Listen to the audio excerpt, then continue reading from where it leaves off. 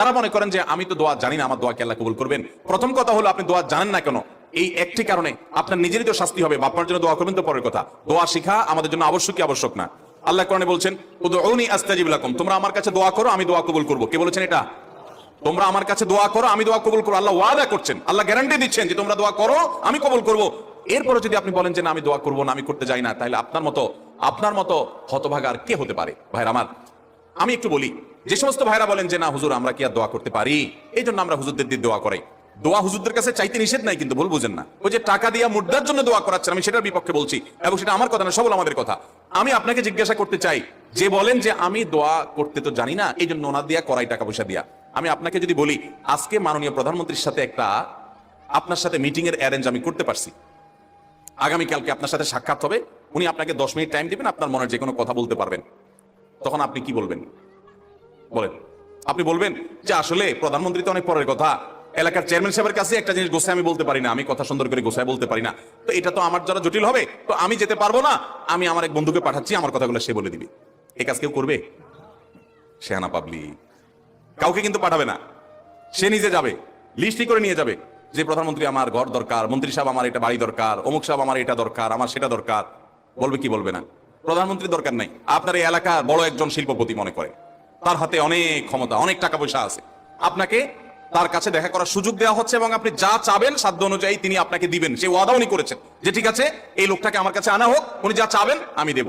এই সুযোগ যদি আপনি পান, এই সুযোগটা যদি আপনি পান, তখন আপনি সেই লোকটার কাছে যাবেন নাকি বলবেন না আমি তো আসলে সুন্দর করে গোছায় বলতে পারি না, থাক তাহলে আমার ভাই যাক? আপন ভাইকেও তো পাঠাবেন না, কি বলেন? পাঠালে ভাইটা আদায় করে নিয়ে চলে আসবে, এই ভয়ে ভাইরাও কি করবেন না, পাঠাবেন না। আপনি বলবেন না আমি যাব, আর কিছু বলতে না পারি, ফেল কেঁদে কেঁদে বলবো আমার ঘর নাই, বাড়ি নাই, চাকরি নাই, বাকরি নাই, এটা নাই, সেটা নাই, এটা দেন, সেটা দেন, 2 4 5 10টা বলে চলে আসবো, ঠিক না বলেন? দুনিয়াটা আমরা খুব ভালো বুঝি ভাই, খুব ভালো বুঝি। এক এক হুজুর এক একটা বলে, এই কথা বলে আমাদের অনেকে পার পেয়ে যাওয়ার চেষ্টা করে, যে হুজুরদের কোনটা শুনবো? এক চ্যানেল খুলিতে এক হুজুর এক ফতোয়া দেয়, আরেক চ্যানেল খুলিতে আরেক হুজুর আরেক মাসালা দেয়, ধুত কোনোটাই শুনবো না। আসলে এরকম কিছু পাবলিক মায়ের একটাও নিচে পড়বে না, নামটাও লিখতে জানে না, এরকম অনেক মানুষ আছে 7 সমুদ্র 13 নদী পার হয়ে বিদেশ চলে গেছে টাকা কামাই করতে, যায় নাই? ভিসা কোনটা আসল কোনটা নকল, টিকিট করা, ভিসা প্রসেস করা, সব কাজগুলো করে আপনি বন্ধু চলে দিন, দুনিয়াটা খুব ভালো বুঝেন। কিন্তু আখিরাতের বেলা আসলে আপনি একবার হাত পা ছেড়ে দেন, আমি কিছু বুঝি না। আল্লাহ রাব্বুল আলামিন আমাদেরকে আখিরাতের ব্যাপারে সিরিয়াস হওয়ার তৌফিক দান। ভাইরা আমার, তাহলে আমার দোয়া আল্লাহ কবুল করবেন কিনা এই অজুহাত দেওয়া চলবে? আরেকটা অজুহাত আছে। একটা অজুহাত তো হলো যে আমরা দোয়া করতে যাই না। দোয়া করতে কি জানবেন? দোয়া করতে জানা এটার জন্য কোনো আপনার মাস্টার্স করতে হয় না। দোয়ার উপরে আপনাকে পিএইচডি করতে হবে না, খুব সিম্পল বিষয়, এখনই শিখে নেন। দোয়ার জন্য আদব হলো যে আপনি আল্লাহর কাছে দোয়া করতে গিয়ে প্রথমে আল্লাহর প্রশংসা করবেন। আল্লাহ, আপনার অনেক নিয়ামত আমি ভোগ করছি, আপনি আমাকে অনেক নিয়ামত দিয়েছেন। স্বীকৃতি দেওয়া যে আল্লাহ আমি সুস্থ, অনেকে সুস্থ না। আল্লাহ আমি পঙ্গু না, অনেকে পঙ্গু। আল্লাহ আমাকে আপনি কত কিছু দিয়েছেন যেটা অনেককে দেন নাই। আমার চোখ দুটো ভালো, আমার অনেক নিয়ামত আমি আপনার ভোগ করছি। আল্লাহ, আমি আপনার নিয়ামতের শুকরিয়া আদায় করছি, স্বীকৃতি দিচ্ছি, কৃতজ্ঞতা আদায় করছি। হে আল্লাহ, আপনার রাসূলের প্রতি আপনি রহমত নাজিল করেন। আপনি যদি লম্বা চড়া বিস্তারিত না বলতে পারেন, আপনি সূরা ফাতিহাটা পড়েন, আলহামদুলিল্লাহ রাব্বিল আল্লাহর প্রশংসা সেখানে হয়ে গেছে, আলহামদুলিল্লাহ রাব্বিল আলামিন পড়েন, দুরূদ শরীফ পড়েন, বাস। এরপরে আপনি এবার বলেন আল্লাহ আপনি আমাকে মাফ করে দেন। আল্লাহ আমার বাবা চলে গেছেন, তাকে মাফ করে দেন। আল্লাহ আমার মা দুনিয়া থেকে চলে গেছেন, তাকে মাফ করে দেন। ভাইরা আমার, আসল কথা হলো আমরা সেই ব্যথাটাই অনুভব করি না। আপনার মৃত আত্মীয় স্বজনের জন্য যদি আপনার সেই ফিলিংস কাজ করতো, তো চোখের পানি ফেল করে আসতো। আপনি যদি আল্লাহর কাছে কোনো কিছু মায়ের পেজ দিয়া অর্থাৎ সুন্দর করে সাজায় গোছায় বলতে নাও পারেন, আপনি নিশ্চিত থাকেন শুধু চোখের পানিটা যদি আপনি ফেলেন, চোখের পানিও আসে না, শুধু কান্নার ভান করে আপনি যদি আল্লাহর দিকে হাত তুলে আপনি যদি সময় কাটান এবং কিছু বলার চেষ্টা করেন, আল্লাহ রাব্বুল আলামিন আপনার দিলের ভাষাও পড়তে পারেন। আল্লাহ তাআলা আলিমুম বিযাতিস সুদূর, তিনি বান্দার মনের খবর কি সেটাও জানেন। আল্লাহর কাছে গোপন বলতে কোনো কিছু। অতএব ভাইরা আমার, আমরা দোয়া করতে জানি না, এই অজুহাতে সারা জীবন দোয়া থেকে মাহরুম থাকা চলবে? আমরা কয়জন মানুষ আছি যে জীবনে 10টা মিনিট আল্লাহর কাছে দুহাত তুলে চোখের পানি চেয়েছি? আমাদের বলার অভ্যাসই নাই। বাংলাদেশের মানুষ দোয়া করতেই জানে না। আর আমরাও এক শ্রেণী হুজুর আছি, আপনাদেরকে দোয়া শিখাই না। কারণ যে কোন দোস্তর কথা শুনেছি, এক দোস্ত প্রতিদিন তার দোস্তরে মাছ খাওয়ায়। তো যে দোস্তরে মাছ খাওয়ায় সে দোস্ত বলে, দোস্ত প্রতিদিন তুমি মাছ খাওয়াও, এত কষ্ট করো, তো এত কষ্ট না করে কোত্থেকে মাছটা ধরে আনো, আমাকে দেখাই দিলে আমি তো নিজেই ধরে খাইতে পারি, তোমার কষ্ট করা লাগে না। দোস্ত বলে না, সেটা তো করা যাবে না, তোমাকে আমার পিস ঘুরাইতে হবে। যদি তোমার দেখাই দেই তাহলে তো তুমি আর আমাকে কেয়ার করবা না, তোরাই কেয়ার করবা। অনেক আলেম ওলামা আছেন যারা আলহামদুলিল্লাহ মানুষকে দোয়া শিখান, তাসবিহ শিখান, কিন্তু দুঃখজনক যে আমরা অনেকে আবার আছি যে আমাদের মুসল্লিদেরকে আমরা দোয়া শিখাতে পারি নাই। এটা আমাদের অপারগতা, আমরা স্বীকার করছি। আপনাদের শেখানো উচিত, আর আপনাদেরও শেখা উচিত। কতকাল আপনি হুজুর দিকে চায় থাকবেন? বাংলাদেশে মানুষকে দেখা যায় ঘর উদ্বোধন করবে হুজুর লাগবে, গাড়ি কিনছে, নতুন ট্রাক, দোয়া করতে হুজুর লাগবে। ছেলের খাতনা করাইছে, হুজুর লাগবে। বাপ মারা গেছে, হুজুর লাগবে। প্রতিটা কাজে হুজুর। আমি একবার এক থানার ওসি সাহেবকে বললাম, উনি আমার অফিসে আসছিলেন, আমার থানার ওসি, কথাবার্তা হচ্ছিল। একটা পর্যায়ে কি একটা প্রসঙ্গে আসছে, আর বললাম যে ওসি সাহেব, একটা বাড়ি থেকে আপনাদের অসৎ অফিসাররা যারা টাকা খায় কয়বার খাইতে পারে? যদি ভায়োলেশন করে একবার ঘুষ দিলে আপনারা খুশি হয়ে যান, ঠিক আছে ভাই একবার দিছো, এবার তুমি করো, আমি দেখতেছি। যারা অসৎ তারা করে, সবাই না। কিন্তু একজন মানুষ যখন বাড়ি করে তখন কিন্তু এই দোয়ার যে আনুষ্ঠানিকতা আছে, এই আনুষ্ঠানিকতার মাধ্যমে এলাকার হুজুর কিন্তু কয়েক দফায় টাকা পায়। কিভাবে? আমি দেখেছি যে অনেক ইমাম সাহেবদেরকে দিয়ে প্রথম কোপ দেওয়ায়, যে বহুতল ভবন হবে এখানে, হুজুর প্রথম কোপটা আপনি দেন, তাহলে হুজুর সেখানে একটা টাকা পাইলো। একবার হইলো নি? এরপরে যখন ছাদ ঢালাই হয়, সেন্টারিং হয়ে গেছে, ছাদ ঢালাই হবে, আবার হুজুরের ডাকে, হুজুর আপনি একটু দোয়া করে দেন যেন ভাঙা না পড়ে। দ্বিতীয় দফা হইলো নি? এরপরে ছাদ ঢালাই হওয়ার পরে বিল্ডিং যখন কমপ্লিট হয়ে যায়, এবার প্রতিটা ফ্ল্যাটের মালিকরা আলাদা আলাদা করে দোয়ার আয়োজন করে, আবার হুজুর দোয়া পায়। তো একটা বিল্ডিং এ যদি 10 জন মালিক থাকে, যার যার ফ্ল্যাটে উঠতে আবার 10 বার দোয়া পায়, তাহলে 10 বার 10 জনের মাটির কোবে একবার 11 বার, ছাদে সেন্টারিং এর সময় একবার 12 বার, আর কমপ্লিট হওয়ার পরে একবার 13 বার। এরকম 13 বার, 14 বার, 15 বার, 5 বার, 10 বার পর্যন্ত একজন হুজুর টাকা পায়। ওসি সাহেব আমার কথা শুনে ফেল করে চাই রয়েছে। যাই হোক, এখানে আবার মিলাচ্ছি না আমি যে ঘুষের সাথে এখানে হুজুরদের টাকা দেওয়া। দুনিয়াবি কাজ, দুনিয়াবি যে কোনো বিষয় হুজুররা যদি করেন সেটা বিনিময় দিলে সেটা জায়েজ আছে। কিন্তু আমি বলছি যে আপনি নিজের দোয়া নিজে করতে শিখেন। আপনি সবকিছু হুজুরের দিকে চেয়ে আছেন কেন? বাংলাদেশে মানুষ দোয়া করতে জানে। মসজিদে নামাজের পরে সম্মিলিত মোনাজাত যেসব মসজিদে চালু আছে তারা করে, বেশিরভাগ মসজিদে চালু আছে বাংলাদেশ। আপনারা দেখবেন যে কোনো ব্যক্তি হয়তো নামাজের পরে জিকির আজকার তাসবিহ যেগুলো মাসনুন ওজিফা আছে সেগুলো করতেছে, এদিকে ইমাম সাহেব হাত তুলছে। তো কেউ যদি ওই টাইমে একটু জিকির আজকার করে, তো আশপাশ থেকে দেখবেন মানুষের ভাবে গুতা মারে। খেয়াল করছেন? এর মানে কি? এর মানে হলো হুজুর হাত তুলছে, তুমি বসে আছো কেন এখন? আচ্ছা, এরপরে হুজুরের মনে করেন আজকে 4-5টা জিনিস চাওয়ার দরকার, আল্লাহর কাছে চাই ফেলছে, আল্লাহ আমাকে মাফ করে দিয়ে, নেক আমলের তৌফিক দিয়েন, হেদায়েত দান করে দিয়েন, কমন কিছু কথা চাইছে। আজকে হুজুরের কোনো অসুবিধা নাই, হুজুরের পরে দোয়া শেষ করে দিছে। আরেকজন মানুষ দোয়া করতে করতে তিনি আজকে তার নতুন কিছু সমস্যা যোগ হয়েছে, আজকে পেটে ব্যথা আছে, দোয়া করছে আল্লাহ আমার পেটে ব্যথাটা ভালো করে দেন। তার বউর একটু অসুবিধা আছে, এটা দোয়া করতেছে। এদিকে হুজুরের দোয়া তো শেষ। যদি হুজুরের দোয়া শেষ হওয়ার পরে আবারও কিছু সময় দোয়া করে, তাও দেখবেন আশপাশ থেকে কিছু মানুষের গুতা মারে। এর মানে কি? হুজুরের দোয়া শেষ, তুমি কি করো? তার মানে ওই যে রেডিমেড দোয়ার বাইরে দোয়া আমাদের দেশে মানুষ করতে জানে। ভাই আমার খুব আফসোসের সাথে কথাগুলো বলা। আমরা দোয়া করা শিখবো তো ইনশাআল্লাহ। দোয়া না করার জন্য ইবলিস আমাদেরকে একটা যুক্তি দিচ্ছে, সেই যুক্তিটা শুনেন। সেই যুক্তিটা হলো, প্রথমটা তো এটা যে আমরা দোয়া করতে জানি না, তো আমি শিখাই দিলাম দোয়া করবেন কেমনে। সূরা ফাতিহা পড়বেন, দুরূদ শরীফ পড়বেন, দোয়া শুরু করবেন, বাস। বাংলা আল্লাহ প্রশংসা করে দুরূদ শরীফ নবীর জন্য করে পাঠ করে এরপর তো আল্লাহর কাছে মনে চাওয়াগুলো পেশ করবেন। নবী করিম সাল্লাল্লাহু আলাইহি ওয়াসাল্লাম বলেছেন, হারাম কোনো কাজের এবং আত্মীয়তার বন্ধন ছিন্ন করার জন্য যদি কেউ দোয়া না করে, বান্দার দোয়া কবুল হবেই হবে যদি সে সঠিকভাবে দোয়া করে, অন্তর থেকে দোয়া করে। কারণ গাফেল অন্তর দোয়া আল্লাহ তাআলা কবুল করেন না। আপনার মায়ের পেঁয়াজ দরকার নাই, আপনি কোনো কথা বলতে জানেন না, ভাই যে বোবা, তারও তো মনের চাওয়া আছে, আছে না নাই? তো আল্লাহ তাআলা তার মনের চাওয়া বুঝেন না? আল্লাহ রাব্বুল আলামিন সবকিছু টের পান। অতএব আপনি অনেক সাজানো গোছানো কথা বলতে পারছেন না, কোনো দরকার নাই। আপনি যা পারেন তা বলেন, কিছু বলতে পারছেন না, শুধু চোখের পানি বলেন এবং মনের আকুতিগুলো মনে মনে বলেন, আল্লাহ তাআলা সেটা পর্যন্ত শুনতে পান। দোয়া করবো তো ইনশাআল্লাহ। দোয়া না করার জন্য ইবলিস আমাদেরকে দ্বিতীয় যে জিনিসটা শিখায় সেটা কি জানেন? বলে যে আমরা তো গুনাহগার মানুষ, আমাদের দোয়া কি আর কবুল হবে? এত পাপ করি, এত অপরাধ করি, ওনারা হুজুর মানুষ, কত আমল করেন, ওনাদের দোয়াই তো কবুল হবে, আমার দোয়া কি কবুল হবে? এটা হলো ইবলিসের সবচেয়ে বড় শয়তানি, যে আমরা গুনাহগার মানুষ, আমাদের দোয়া কি কবুল হবে?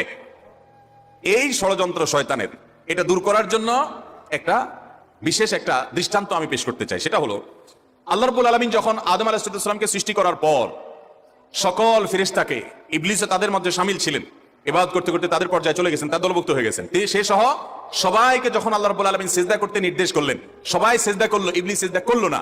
কেন সিজদা করলো না? আবা ওয়াস্তাকবারা ওয়া কানা মিনাল কাফিরিন, সে অস্বীকার করছে। আল্লাহর সামনে সরাসরি আল্লাহর নির্দেশকে অস্বীকার করা, ডিনাই করা, এটা তো বিদ্রোহ করার শামিল। এটা সাধারণ কুফরি না, এটা বিদ্রোহ। আপনি আপনার আব্বার একটা কথা শুনলেন না, এটা তার অগোচরে শুনলেন না, এটা একটা জিনিস। কিন্তু সামনাসামনি আপনাকে বললো এটা কর, আপনি বললেন আমি করব না, এটা আরেক জিনিস। কিন্তু এটা কিন্তু রীতিমতো বেয়াদবি এবং বিদ্রোহ। ইবলিস সেই কাজটা করছে, বোঝার চেষ্টা করেন।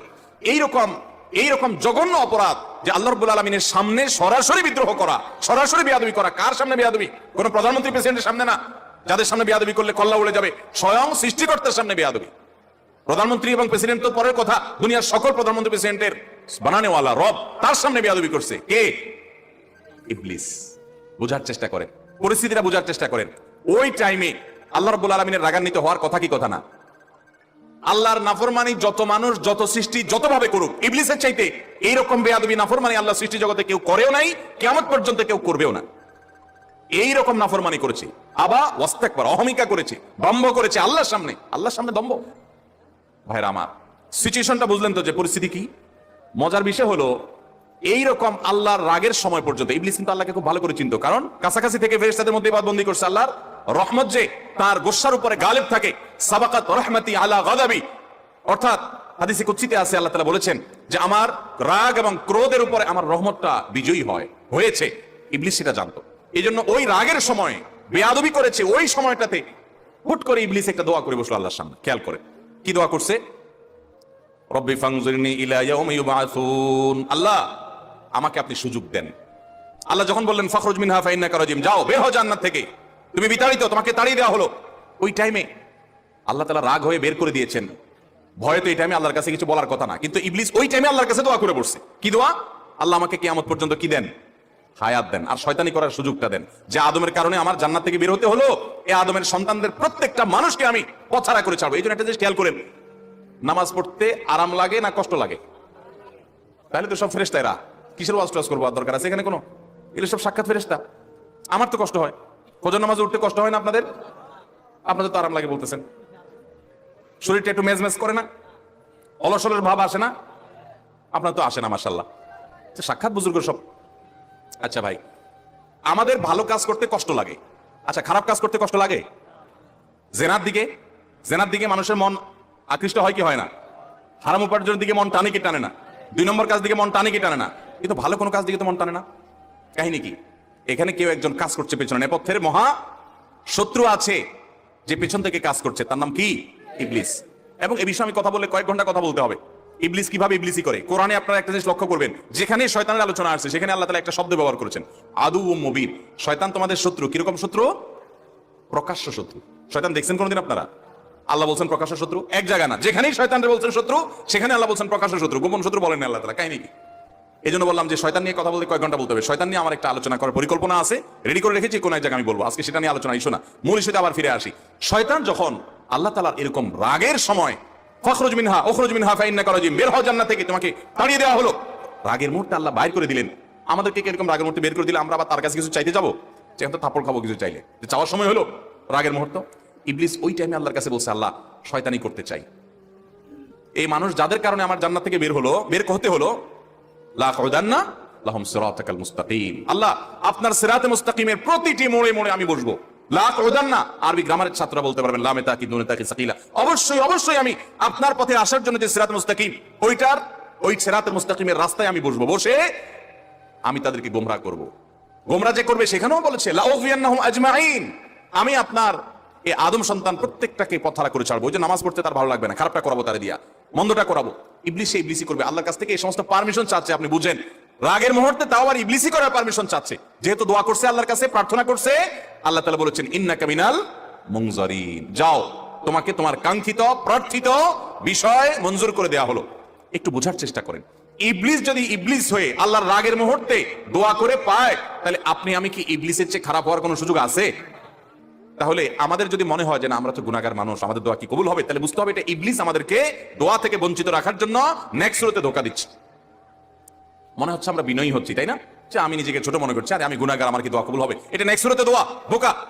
আপনার দোয়া কবুল হবে না কে বলেছে? আল্লাহ ওয়াদা করছেন উদউনি, তোমরা আমার কাছে দোয়া করো, আস্তাজিব লাকুম, আমি দোয়া কবুল করব। আর ইবলিস আপনাকে বলছে না তুমি গুনাহগার মানুষ, নামাজের ঠিক নাই, রোজার ঠিক নাই, তোমার দোয়া আল্লাহ কবুল করবে? এই জন্য আমাদের দ্বারা দোয়া করা হয় না। ভাইরা আমার, ইবলিসি আমরা শুনবো না। দোয়ার মাধ্যমে বান্দা লাভবান হয়। বান্দা যদি দোয়া করে সেটা 3 ভাবে কবুল হয়। কয় ভাবে কবুল হয়? 3 ভাবে। দোয়া যদি শর্ত পূরণ করে আপনি করতে পারেন, মিস হবে না। হালাল উপার্জনকারী দোয়া কবুল হয়, হারাম দিয়া দেহ গঠন হলে দোয়া কবুল হয় না। দোয়া কবুলের মূল শর্তই সেটা। এরপর দোয়া কবুলের শর্ত হলো যে সালাত সালাম পেশ করবেন নবী করিম সাল্লাল্লাহু আলাইহি ওয়াসাল্লামের প্রতি, আল্লাহর প্রশংসা নিবেদন করবেন। এর মাধ্যমে দোয়া করলে দোয়া কবুল হবে। ভাইরা আমার, আপনি যদি দোয়া করেন, নাম্বার 1, যা চাইছেন আল্লাহ তা আপনাকে দিবেন। এটা হলো দোয়া কবুলের একটা পদ্ধতি। চাইছেন একটা, আল্লাহ দিয়েছেন আরেকটা, সেটাও দোয়া কবুলের পদ্ধতি। আপনি মনে করতেছেন যে আমার এই মুহূর্তে পানি হইলে মনে হয় লাভ হবে, আল্লাহ তাআলা আপনাকে হয়তো পানি না দিয়ে আরেকটা দিয়েছেন যেটা আপনার ইচ্ছে বেশি ইম্পর্টেন্ট, আপনি নিজে জানেন না সেটা। তো দোয়াটা সেভাবেও কবুল হয় যে আমি যা চাইছি তা হয় নাই, কিন্তু অন্য কিছু হয়েছে যা আমি চাই নাই। এটা দোয়ার মাধ্যমে হয়। তৃতীয়ত, বান্দার দোয়া কখনো কখনো আল্লাহ দুনিয়াতে কিছুই দেন না দোয়ার বিনিময়ে। আল্লাহ কাছে চাইছে আল্লাহ এটা দেন, আল্লাহ দেয় নাই। কিন্তু আখিরাতে আল্লাহ তাআলা তার জন্য সওয়াব রেখে দিয়েছেন, কারণ দোয়া বান্দার বৃথা যায় না। কোন কোন হাদিস থেকে আমরা জানি কিয়ামতের ময়দানে মানুষ কিছু সওয়াব দেখে বলবে এই আমলগুলো তো আমি করি না, এগুলো সওয়াব করতে থেকে আসলো। তখন বলা হবে দুনিয়াতে তুমি যে দোয়া করছিলা সেই দোয়াটা আল্লাহ তাআলা দুনিয়াতে তোমার মঞ্জুর করে না, এটা জমা করে রেখে আখিরাতে তোমাকে সওয়াব দিয়েছেন। তখন সে বলবে ইস, আমার দুনিয়ার সব দোয়া যদি না মঞ্জুর হয়ে সবগুলোর বিনিময়ে যদি আখিরাতে অনন্তকালের জন্য পেয়ে যেতাম, কতই না ভালো হতো। দুনিয়ার জীবন তো সংক্ষিপ্ত ছিল, এখানে তো অনন্ত অসীমকাল ভোগ করবো। অতএব দোয়া করবো তো ইনশাআল্লাহ।